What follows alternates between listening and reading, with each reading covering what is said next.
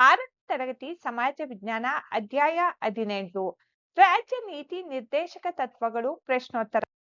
ಕೆಳಗಿನ ಪ್ರಶ್ನೆಗಳಿಗೆ ಉತ್ತರ ಬರೆಯಿರಿ. ಪ್ರಶ್ನೆ 1. ರಾಜ್ಯ ನಿರ್ದೇಶಕ ತತ್ವಗಳು ಎಂದರೇನು? ಉತ್ತರ: ಸುಖಿ ರಾಜ್ಯ ಸ್ಥಾಪನೆಗಾಗಿ ಸಂವಿಧಾನದ 4ನೇ ಭಾಗದಲ್ಲಿ ಗಾಂಧಿವಾದಿ, ಸಮಾಜವಾದಿ ಮತ್ತು ಉದಾರವಾದಿ ಭೌತಿಕ ತತ್ವಗಳ ಅನುಷ್ಠಾನಕ್ಕಾಗಿ ಸಂವಿಧಾನವು ರಾಜ್ಯಕ್ಕೆ ನೀಡಿದ ಮಾರ್ಗದರ್ಶಿ ಸೂತ್ರಗಳನ್ನು ರಾಜ್ಯ ನೀತಿ ನಿರ್ದೇಶಕ ತತ್ವಗಳು ಎನ್ನುವರು. ಪ್ರಶ್ನೆ 2. ಮಹಿಳೆ ಮತ್ತು ಶಿಶು ಕಲ್ಯಾಣ ಸ್ಥಾಪಿಸುವುದಕ್ಕಾಗಿ ಸಂವಿಧಾನವು ರಾಜ್ಯಕ್ಕೆ ಯಾವ ನಿರ್ದೇಶನಗಳನ್ನು ನೀಡಿದೆ? ಉತ್ತರ: ಮಹಿಳೆಯರಿಗೆ ಸಮಾನ ವೇತನ, ಹೆರಿಗೆ ಸೌಲಭ್ಯ, ಮಕ್ಕಳ ಶೋಷಣೆಯ ತಡೆ, ಮಕ್ಕಳು ಆರೋಗ್ಯವಂತರಾಗಿ ಬೆಳೆಯಲು ಅವಕಾಶ, ಮಕ್ಕಳಿಗೆ ಉಚಿತ ಮತ್ತು ಕಡ್ಡಾಯ ಪ್ರಾಥಮಿಕ ಶಿಕ್ಷಣ.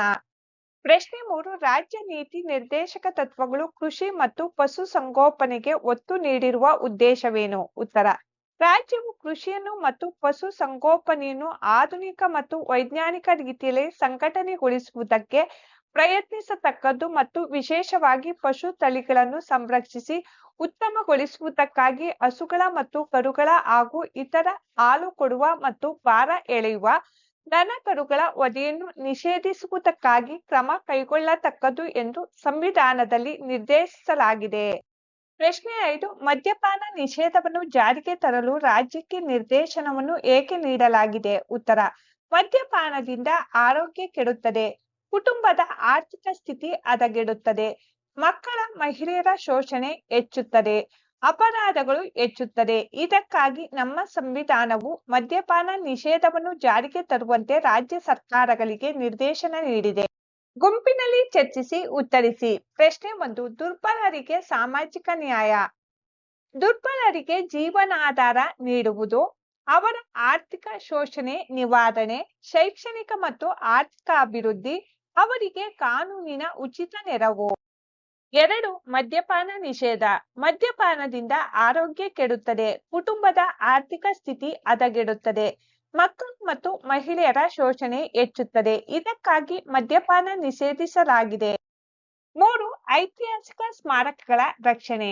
ಐತಿಹಾಸಿಕ ಸ್ಮಾರಕಗಳು ನಮಗೆ ನಮ್ಮ ದೇಶದ ಇತಿಹಾಸವನ್ನು ತಿಳಿಸುತ್ತವೆ. ಅವುಗಳ ಸಂರಕ್ಷಣೆ ನಮ್ಮೆಲ್ಲರ ಆದ್ಯ ಕರ್ತವ್ಯವಾಗಿದೆ. ಐತಿಹಾಸಿಕ ಸ್ಮಾರಕಗಳಿರುವ ಸ್ಥಳಗಳು ಬಾದಾಮಿ, ಬೀದರ್, ಬೇಲೂರು, ಹಳೇಬೀಡು, ಶ್ರವಣಬೆಳಗೊಳ, ಸನ್ನತಿ, ಮೈಸೂರು, ಪಟ್ಟದಕಲ್ಲು, ವಿಜಯಪುರ ಮುಂತಾದವು. ಪ್ರಶ್ನೆ 4. ಮಕ್ಕಳ ಶಿಕ್ಷಣ ಹಕ್ಕನ್ನು ಇನ್ನಷ್ಟು ಪರಿಣಾಮಕಾರಿಯಾಗಿ ಕಾರ್ಯರೂಪಕ್ಕೆ ತರಲು ಏನು ಮಾಡಬೇಕು? ಉತ್ತರ: ಮಕ್ಕಳ ಶಿಕ್ಷಣ ಹಕ್ಕಿನ ಬಗ್ಗೆ ಸಾರ್ವಜನಿಕರಲ್ಲಿ ಜಾಗೃತಿ ಮೂಡಿಸುವುದು, ಶಾಲೆಗಳಿಗೆ ಶಿಕ್ಷಣಕ್ಕೆ ಅಗತ್ಯವಿರುವ ಮೂಲಭೂತ ಸೌಕರ್ಯಗಳನ್ನು ಒದಗಿಸುವುದು, ತರಬೇತಿ ಪಡೆದ ಶಿಕ್ಷಕರ ನೇಮಕಾತಿ, ಬಡ ಕುಟುಂಬಗಳಿಗೆ ಮಕ್ಕಳ ಶಿಕ್ಷಣಕ್ಕಾಗಿ ಸ್ಕಾಲರ್ಶಿಪ್ಗಳು, ಉಚಿತ ಶಿಕ್ಷಣ ಹಕ್ಕು ಯೋಜನೆ ಜಾರಿ, ಮಕ್ಕಳಿಗೆ ಡಿಜಿಟಲ್ ಸಾಧನಗಳು ಮತ್ತು ತಂತ್ರಜ್ಞಾನ ಆಧಾರಿತ ಶಿಕ್ಷಣವನ್ನು ಪರಿಚಯಿಸುವುದು.